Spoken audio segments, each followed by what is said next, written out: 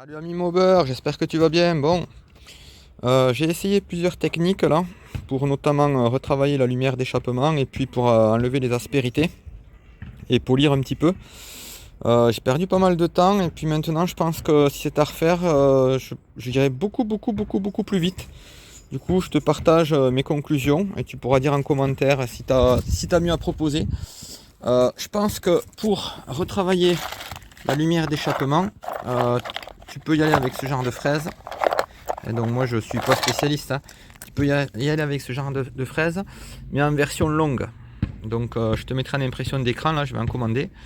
En version longue, comme ça tu retravailles, donc tu traces, tu fais attention, tu fais tes calculs, tu testes avant de couper, tu testes tes diagrammes et tout, ta forme. Et après donc voilà, tu fais avec ce genre de fraise bien comme il faut. Puis après c'est pour polir, le souci que j'ai eu surtout.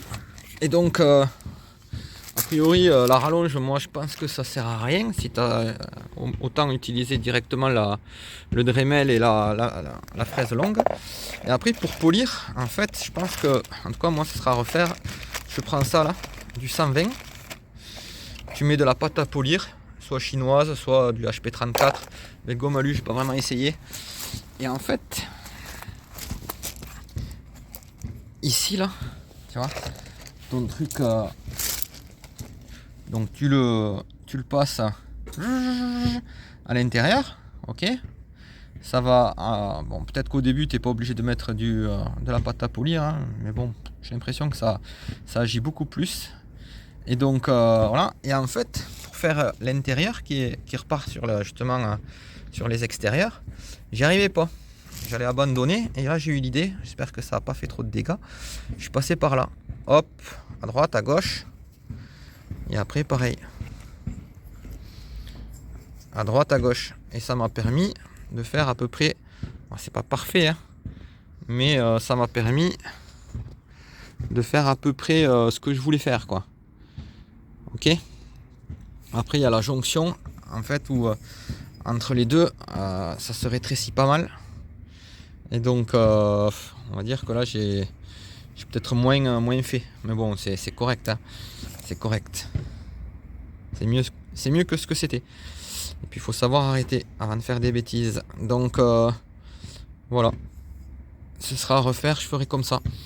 Donc ça va, du coup c'est rien à faire, hein. Ça va très très vite à polir.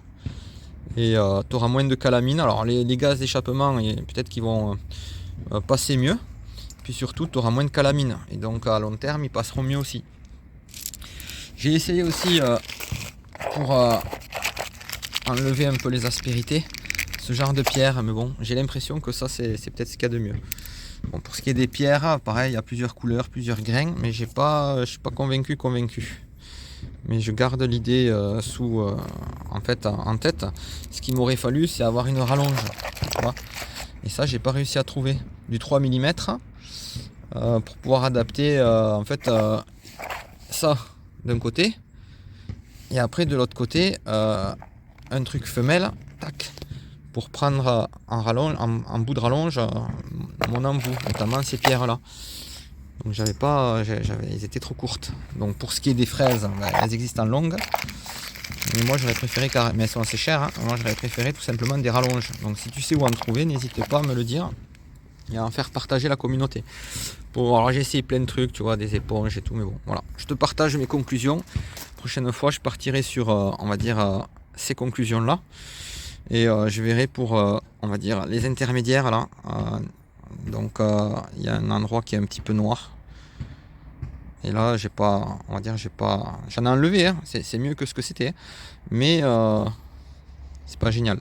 J'ai remarqué aussi que l'alu, je l'ai nettoyé, mais il est resté noir. Donc quand tu as un cylindre neuf, il est beaucoup plus gris. Alors est-ce que j'ai vraiment bien nettoyé? Je pense que oui. En tout cas, il n'y a plus rien qui partait. Mais peut-être que sur un alu neuf, c'est peut-être plus facile à ranger l'alu. Donc voilà. Sinon normalement j'ai pas en bas là, ça brille un peu, mais j'ai regardé avec un faux piston, c'est toujours aligné aux autres. Et en haut j'ai essayé d'ébavurer, comme on m'a conseillé. Tu vois, comme ça là. Clac, clac, clac. Du haut vers le bas, c'est-à-dire que l'idée c'est de ne pas écailler le Nicasil vers le côté du piston. C'est plutôt le contraire. Après j'ai vu qu'il y avait eu un petit coup quelque part là. Tu vois. J'ai vu qu'il y avait un petit coup là. J'ai mis un petit coup de papier 600. De toute façon je vais mettre un coup de rodoir à la fin. Et voilà, le but c'est d'apprendre hein, en même temps, en espérant qu'en même temps, j'espère que ça n'est pas trop de la merde que je fais. Tu peux voir aussi que j'ai aligné le transfert arrière à mon transfert d'origine. Donc là c'est exactement comme mon transfert d'origine. Et par contre après c'est en biseau, c'est-à-dire qu'à l'intérieur j'ai pas touché. Et ici ça fait pas beaucoup de plans de joint, mais tout comme ici. Voilà. Bon ben écoute, n'hésite pas à commenter, à dire ce qui allait, ce qui allait pas. Éventuellement à donner aussi tes astuces. Je t'aurais mis certainement des impressions d'écran de ça, des trucs longs. Voilà. Et puis toi, puis de ça aussi la pâte à polir. Et puis toi, si tu sais comment rallonger efficacement, donc ça c'est du 3 mm, une tige de 3. Surtout n'hésite pas à me donner l'info, ce serait super sympa. Dernière chose, j'avais utilisé une donc on va dire ça me permet de varier la vitesse au pied. C'est d'une ancienne machine à coudre. Bon, quand je suis vraiment à petite vitesse, enfin je sais pas, je pense que le Dremel n'aime pas trop. Donc je l'arrête dès que je peux avec le bouton 01. Mais ça aide bien. Ça aide bien parce que j'ai eu tendance, enfin je te dis, j'ai fait plein d'essais. Et j'ai eu tendance aussi à faire un peu des bêtises des fois. Tu vois, j'ai essayé, je te le dis vite fait, que tu fasses pas les mêmes erreurs. Tu vois, ici j'avais enlevé le bout pour pouvoir passer, aller plus profond, mais des fois ça touchait. En plus j'ai réussi à plus ou moins le casser, parce que c'est pas prévu pour fonctionner comme ça. Donc ça de toute façon, mauvaise idée. Bon voilà, écoute, j'espère que ça te donnera des idées, que ça te permettra de croiser tes idées avec les miennes. Toujours pareil, l'idée, l'intelligence collective, l'idée c'est de mettre en commun et d'avancer tous dans la bienveillance. Alors je vais te faire le récap des étapes que je compte suivre la prochaine fois que je fais ça. Je te fais ça maintenant donc dans une sorte de diaporama. Du coup, tu sors ton Dremel. Si tu as une pédale pour faire varier on va dire la vitesse au pied, ça ne sera que mieux. Tu sors donc des fraises. Soit tu as des fraises assez longues, ou soit tu as réussi à trouver une sorte de rallonge. D'ailleurs, je passe un appel donc à la communauté. Si quelqu'un peut nous dire où trouver ça, ça serait super sympa. Je te mets un peu les mots-clés aussi que j'ai utilisés notamment pour trouver, mais en vain, parce que je n'ai pas trouvé. Donc du coup, tes fraises, tu tailles par exemple ton échappement. Et avant, tu as bien fait attention à la forme et surtout au diag que tu veux avoir, hein. Donc tu as tout bien mesuré, tracé et contrôlé. Ensuite, une fois que tu as taillé, tu peux y aller avec donc, des pierres. Alors bon, il y a plusieurs couleurs.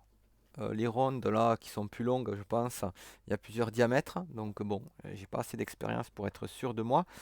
Je vais partir sur du rose, mais peut-être qu'il y a des couleurs qui sont plus adaptées parce que plus dur ou moins dur, je sais pas.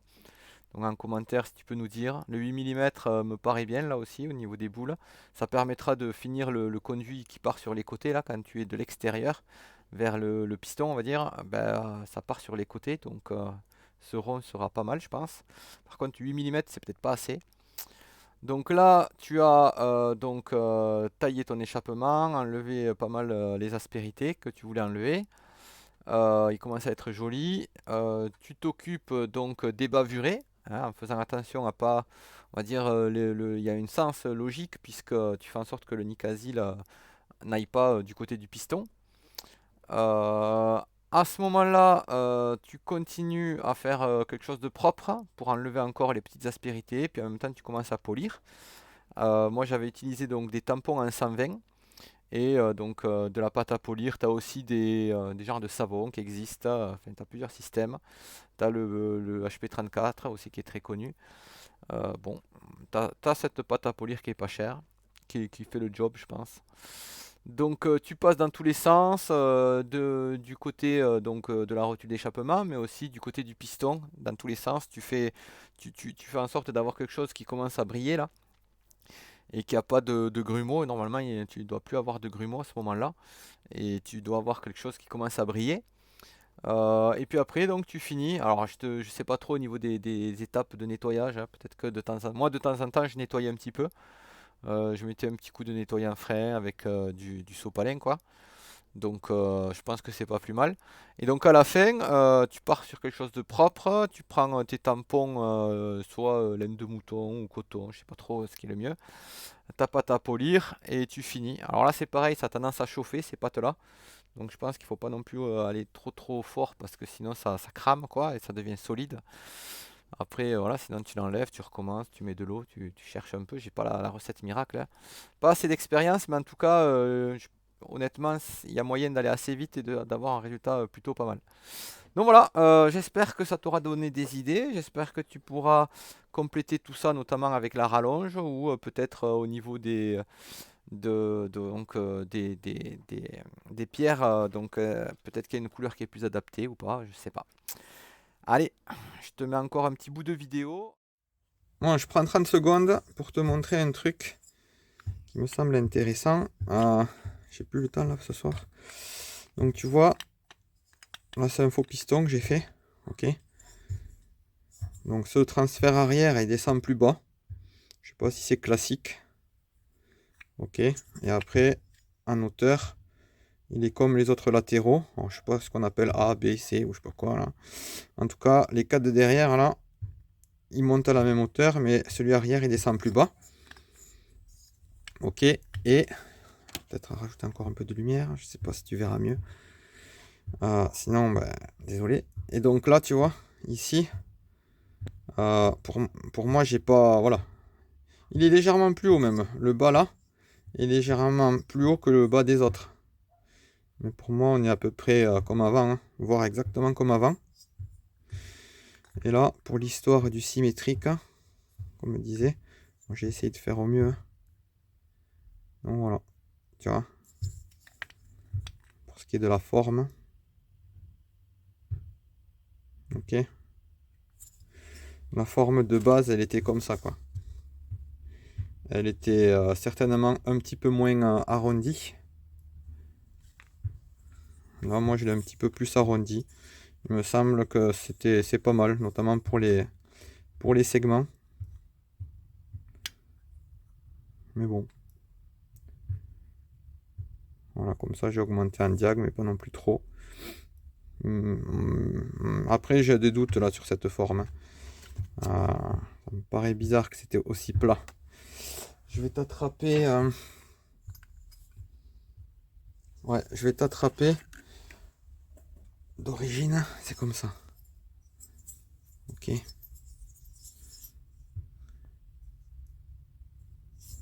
Donc, je te montre. Bon, moi, ça me semble intéressant, hein. Après, c'est vraiment intéressant pour ceux qui aiment bien les petites configs, hein, tu vois. De base, on est quand même arrondi, hein. Ok.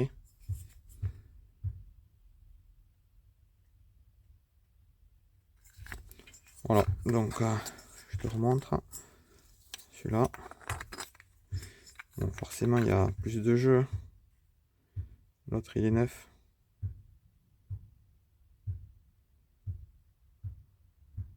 Ok. Pour ce qui est du jeu, en haut, ben, le piston, il n'y allait pas. Après, mon faux piston nage pas du tout dedans, il n'y a pas de jeu. Et là, ben voilà, il y a un petit peu plus. Mais pas, c'est pas non plus le jour et la nuit, hein. Donc le making of dure longtemps. Bon après voilà, tu vois, l'histoire du transfert arrière. Ici c'est exactement le transfert arrière d'un bas moteur de 103 à 3 transferts. Donc ma jupe était déjà coupée, plus bas que les autres d'ailleurs. Donc je suis resté à la même hauteur qu'avant et j'ai élargi ma jupe ainsi que mon transfert. Voilà.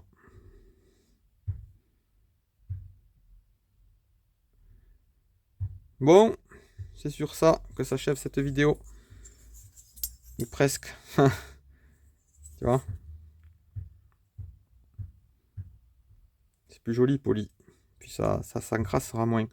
Au niveau du toucher, franchement, ça n'a rien à voir. Tu vois? Là, tu l'entends peut-être. Donc, on sent que c'est rugueux. Et là,